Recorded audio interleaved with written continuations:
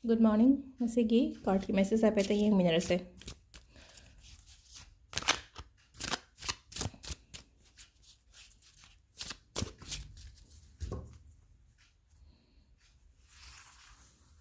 Sila ko card set. Ado ngasi se exam gumba yamna leina ba male ko. Ado exam le se pung se pung amagi kai gi exam gumba le bi ba yauraga di kaino chatpiyo pung tara saida thok pi ba yani ko yum dage. Tara natraga trauma thoi ko haidi pung amagi exam gumba le bi ba le raga di. Adi matam budi phazana mu hairage haidi card se gi matung inna haidi card se yeng ba lo raga exact haidi aphawa matam budi hairake ko. Silere ko card number 1, card number 2, card number 3 ko. Ahamba card ko. Ahamba card se pura aigi oina haidi pot start tawba mayam darkar oi ko hajik se. Haidi start tawba hairagadi kaino hai matam se haidi hanagi aigi past habit haigadra kai haigadage sum haidi phattabaga sum khanjalaga legan ba mi oiragadi kai tawgadage da isa je pura refresh oi thopa restart tawba mayam darkar oi ba sida mi se tummaga leragadi tumba se kamai tawdra khona tumba se kai haini wara kanda tumma fazana tumse phara kanda hawalakpada pura refresh oina ko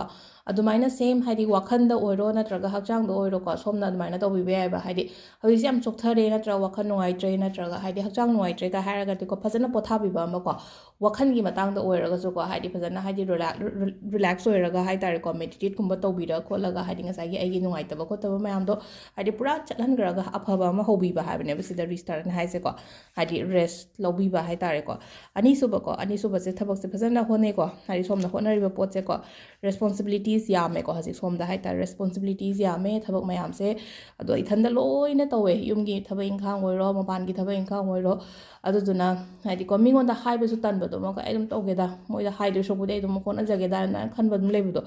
adu nang haji ho adu si amaram da dem khamar si je pot se khara yen thokpa ma su darkar ta ba mu haidi ithanda haini apangba mi dawna hai tare ko haidi ithanda loina ma hona ga no ba haidi yen thokpa ya ma mathamda mafam da yen thokpi ba hai tare ko ado haji nang na sum honari ba ko liba adugi mahai budi lakani aduga haidi ithanda haidi yen thokpa ya ba thapoi tadi yen thokpiyo ithanda daw ga no ko haidi ai khatang waraga keno tawbudo ai khatang da waraga di ai oina narak ko solak oina tawgani ko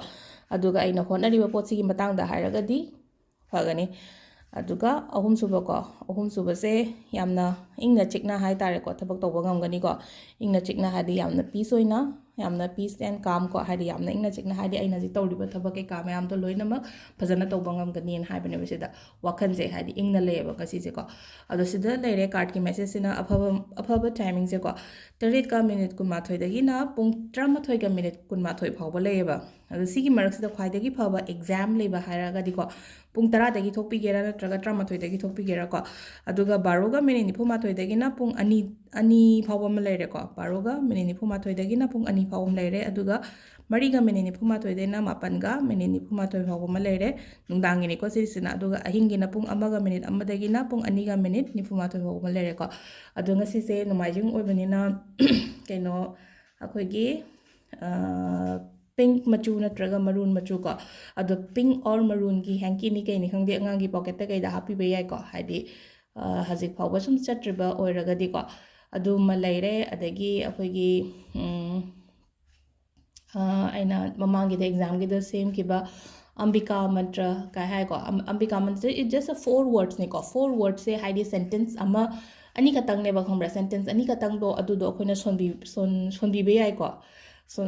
haziki ambika mantra se angang du da hai tar ko haidi laido khoram ma matam du da haidi ambika mantra se haidi only for exam khatang gi ne ba ko adu na exam chaka da bale raga di adumaina to biba amaya ko